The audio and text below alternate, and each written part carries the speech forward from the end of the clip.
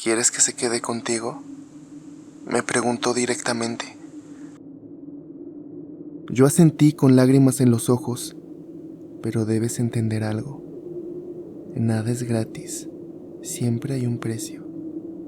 No quise escuchar más, le rogué que me ayudara, que hiciera...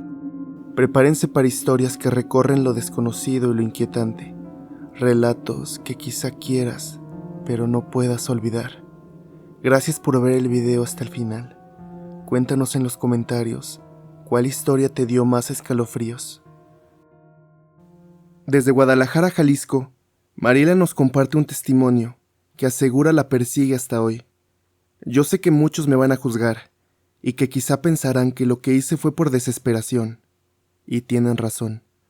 Estaba dispuesta a todo con tal de no perder a mi esposo. Después de más de 10 años juntos, una noche me confesó que ya no sentía lo mismo, que había conocido a alguien más. Sentí que el suelo se abría bajo mis pies, que todo lo que habíamos construido se derrumbaba. En mi desesperación, le conté mi situación a una compañera de trabajo. Ella, sin titubear, me dijo que conocía a una mujer que podía ayudarme, una santera que, según ella, hacía amarres infalibles. Al principio me negué, no era el tipo de persona que creyera en esas cosas, pero conforme pasaron los días y vi cómo él se alejaba más y más, terminé aceptando. Recuerdo perfectamente la primera vez que entré en esa casa. Era una vivienda común, en una colonia sencilla, pero adentro todo se sentía distinto. Las paredes estaban cubiertas de velas, imágenes religiosas, mezcladas con figuras de santos oscuros, y un olor a incienso que se pegaba en la garganta. La mujer me recibió sin sonreír, con una mirada dura, como si ya supiera que iba. ¿Quieres que se quede contigo?, me preguntó directamente. Yo asentí con lágrimas en los ojos, pero debes entender algo. Nada es gratis, siempre hay un precio. No quise escuchar más, le rogué que me ayudara, que hiciera lo que fuera necesario, y ella accedió. Esa noche mató una paloma frente a mí, derramando su sangre sobre una foto de mi esposo. Luego me entregó un pequeño saquito rojo y me dijo que lo escondiera debajo de nuestro colchón, que en menos de 7 días vería los resultados. Y así fue. Mi esposo, que ya apenas me hablaba, de pronto cambió. Comenzó a ser cariñoso de nuevo, a quedarse en casa, a mirarme como antes. Yo lloraba de felicidad, convencida de que había hecho lo correcto. Pero la felicidad duró muy poco. A la semana siguiente noté algo en él que no estaba bien. Se volvió irritable, agresivo, y en las noches despertaba empapado en sudor, diciendo que había alguien sentado al borde de la cama. Yo trataba de tranquilizarlo, pero de pronto empecé a ver lo mismo que él, una sombra, una silueta oscura que se quedaba quieta mirándonos en silencio hasta el amanecer. Yo sé que suena increíble y que muchos no me creerán, pero cada noche era peor. Sentía que la sombra nos observaba desde un lugar invisible, esperando a que nos moviéramos. Él comenzó a enfermarse, fiebre alta, dolores que los médicos no podían explicar, y un cansancio que lo dejaba tirado en la cama. Y lo peor era cómo lo veía mirarme de manera extraña, como si no fuera él mismo quien sostenía mi mano. Intenté deshacer lo que había hecho, pero la santera desapareció. Llamé varias veces, fui a su casa y nada. Algunos vecinos decían que se había mudado, otros que algunas cosas no se pueden deshacer. Yo empecé a sentir que también me estaba afectando a mí, pesadillas con la sombra, voces susurrando mi nombre, el sabor amargo de la culpa en la boca. Una noche desperté y lo vi allí, inmóvil. La fiebre lo había consumido.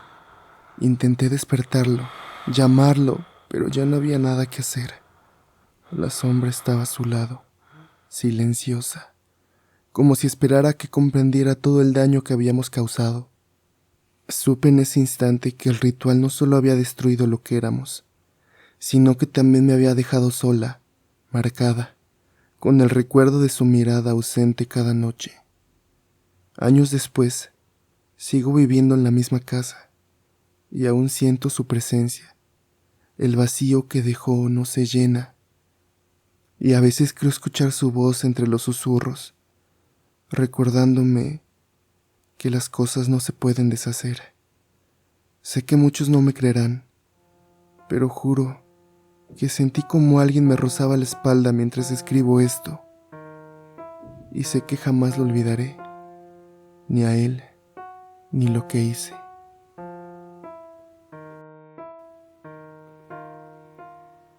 Saludos desde Veracruz. Me llamo Alan, y esto es algo que jamás pensé que me pasaría. Todo comenzó cuando nos mudamos al edificio nuevo, en un vecindario tranquilo. Al principio todo era normal. Vecinos que saludaban, niños jugando en la calle, la rutina cotidiana. Pero poco después, empecé a notar algo extraño en el departamento de al lado. Cada madrugada escuchaba tambores, rezos y cánticos que no podía reconocer. Al principio pensé que eran sonidos de televisores o fiestas, pero el ritmo y la insistencia me hacían dudar. Una noche no pude resistir la curiosidad y me asomé por la ventana. Vi una figura cubierta de sangre de gallina, personas en trance, velas encendidas y un altar improvisado. Mi corazón casi se detuvo. Sentí que algo me miraba desde las sombras, aunque no había nadie fuera de la habitación. Desde esa noche, mi sueño se volvió imposible. Sentía murmullos que decían mi nombre, pasos que nadie más parecía escuchar, y un frío extraño que no venía del clima. Intenté racionalizarlo. Alan, probablemente solo es imaginación, me decía constantemente, pero los sonidos y las presencias se intensificaban, como si mi vecino hubiera abierto una puerta que no debía. No sé cómo explicarlo, pero después de esa noche ya nada volvió a ser igual. Cada vez que intentaba dormir, escuchaba algo en mi cuarto. No venía de afuera, no era el vecino, era dentro de mi propia habitación. Al principio era débil, apenas un eco de mi nombre, pero cada madrugada se volvía más claro, más insistente y más cercano. Recuerdo que una vez, para convencerme de que todo era producto de mi imaginación, me levanté de golpe y encendí la luz. La habitación estaba vacía, claro, pero en el espejo del ropero juraría haber visto un reflejo que no era mío, una silueta inmóvil, observándome con los ojos completamente blancos. Cerré los ojos y cuando los abrí de nuevo ya no estaba. Durante el día trataba de llevar mi vida normal. Nadie me creía cuando lo contaba. Mis amigos pensaban que estaba exagerando y mi familia decía que me estaba obsesionando con eso de las cosas del vecino. Pero no era obsesión. Yo sabía que algo había cruzado esa ventana y se había quedado conmigo. Una madrugada, incapaz de soportarlo más, toqué la puerta del vecino. Me abrió con una calma muy extraña, como si supiera que iba a ir a buscarlo. No sé por qué, pero me atreví a decirle directamente: «Lo que está haciendo ya me está alcanzando». Él sonrió, apenas un gesto, y me respondió con una frase que todavía me hace sentir mal. «Entonces ya no es mío, ahora es tuyo». Cerró la puerta en mi cara y desde ese día nunca más escuché sus rezos, ni los tambores. El silencio volvió a su casa, pero en la mía comenzó el verdadero tormento. Ya no decía solo mi nombre, decía frases enteras, cosas que no quiero repetir, porque siento que si lo hago, volverán con más fuerza. Mi salud empezó a deteriorarse y la gente alrededor notaba que mi mirada ya no era la misma. Es como si algo me consumiera poco a poco. No sé cuánto tiempo más pueda soportarlo. Tal vez este sea el último testimonio que comparta. Solo quiero que alguien allá afuera sepa lo que me ocurrió. Sé que muchos no me creerán, pero si alguna vez sienten que alguien los llama, no contesten.